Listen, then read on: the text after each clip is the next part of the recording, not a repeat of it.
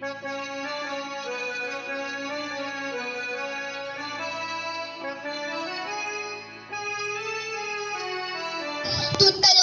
धार, तू अन्यायावर वार, शकशकांच्या लाचारीवर तू उपचारांचा प्रहार. तू शब्द हे शस्त्र समजून विद्युतबुद्धीच्या अभंगातून समाज प्रबोधनाचे कार्य करणारे संत नामदेवराय.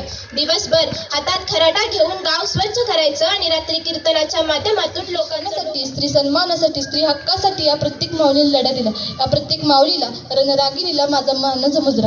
या क्रांतिकारी निर्णयाला लोकांनी तीव्र विरोध केला. त्या शिकवायला जात असताना लोक त्यांच्यावर चिखल, दगड, शेण फेकत. देशाला तुझा अभिमान, सुरू केली मुलींची शाळा, फुलविला तू. कदाचित त्या नसत्या कित्येक मुली आजही शिकल्या नसत्या. ज्ञानज्योती सावित्रीबाई फुले यांच्या भूकीने कधीही डगमगली नव्हती. ती अशी स्त्री होती जी समाजाच्या भूकीने कधीही डगमगली नव्हती. ती लढत होती.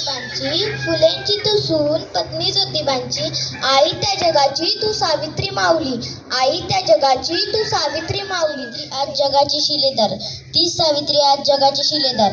स्त्रियांच्या शिक्षणाची खरी काय वारी, सावित्री तुझ्यामुळे शिकली. दगड, चिखल, शेण टाकत पण त्या डगमगल्या नाहीत.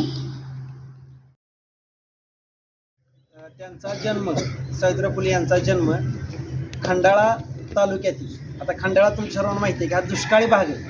या दुष्काळी भागामध्ये काम करत करत ते शिकत होते. जेव्हा दुपारची जेवणाची सुट्टी व्हायची शेतात, तेव्हा त्यावेळी